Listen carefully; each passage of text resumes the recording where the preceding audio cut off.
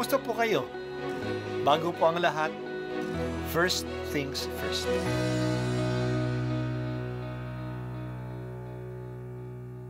Good morning po. Sinisimulan po natin ngayon ang first things first.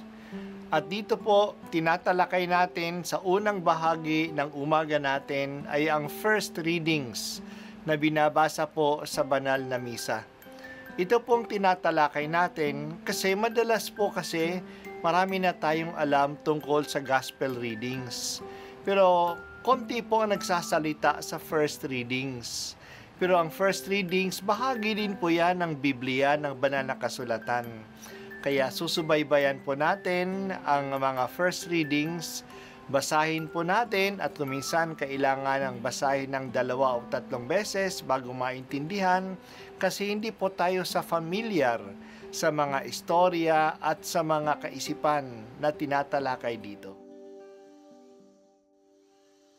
Ang pagbasa mula sa aklat ni Propeta Ezekiel.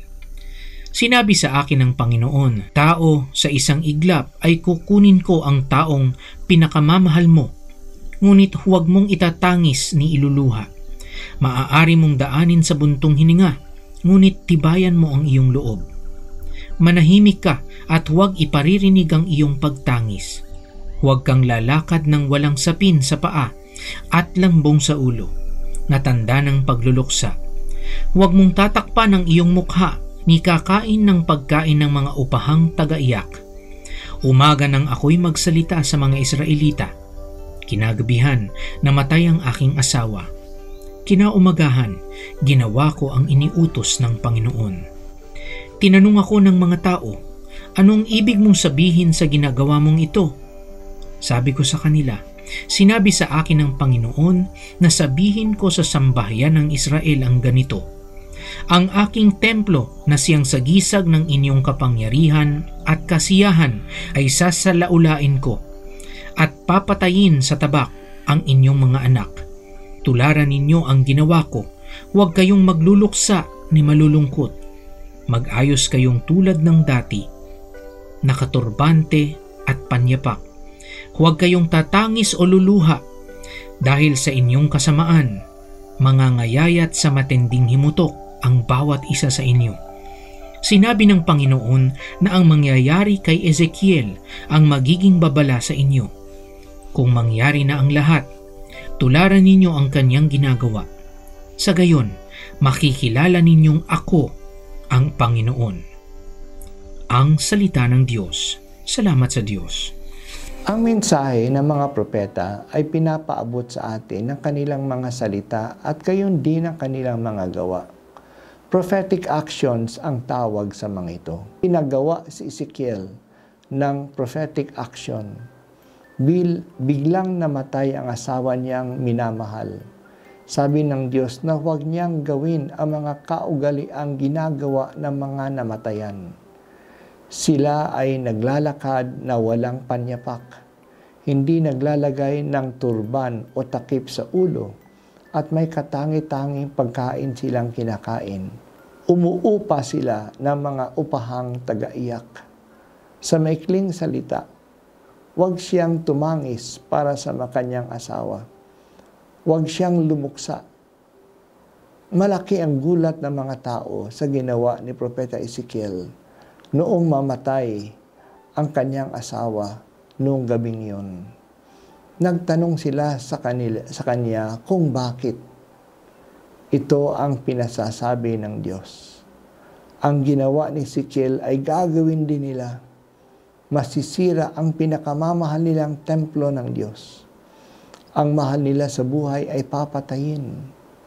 Napakalaki ng kaguluhan at patayan sa araw na ito na hindi na nila magagawa ang kaugaliang pagtangis at pagluksa. Si Ezekiel ay babala sa kanila na mangyayari nga ito. Pinapaabot sa pamagitan ni Ezekiel ang malaking kapinsalaan na mangyayari sa mga tao kasi ayaw nilang magbagong buhay. Mapupuno ng kamatayan at pagkasira ang bansa. Nakikita natin ang mga pangyayaring ito sa digmaan sa Ukraine at sa Gaza. Malaking pagkasira Marami ang namamatay. Sunod-sunod ang kamatayan na nauubusan na sila ng luha na umiyak. Wala nang panahon o pagkakataon na magluksa. Sa ating panahon, hindi na isang propeta ang nagbibigay ng babala sa atin ng mga bagay na ito. Ang telebisyon at ang social media na ang nagsisilbing babala. Gano'n na kasama ang mga tao na malaki ang pagkasira na ginagawa na nakikita natin sa TV. Nakikita natin ang malalaking baha, ang mga forest fires, ang mga lupa na tuyong-tuyo, ang mga pagguho ng mga yelo sa North Pole. Nakikita natin ang mga patay na mga bata at matatanda, ang malaking pagkasira ng mga bomba. Ang mga ito'y nangyayari sa harap ng ating mga mata. Hindi pa ba tayo magbabagong buhay?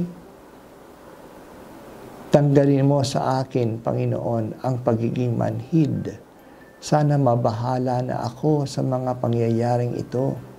Ang mga nakikita ko sa TV at sa social media ay para baga ang Diyos na nananawagan sa akin na magbago na ako sa aking lifestyle.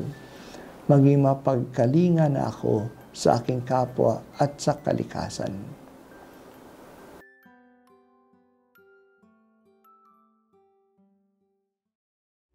At ako po ay si Bishop Broderick Pabilio dito sa First Things First.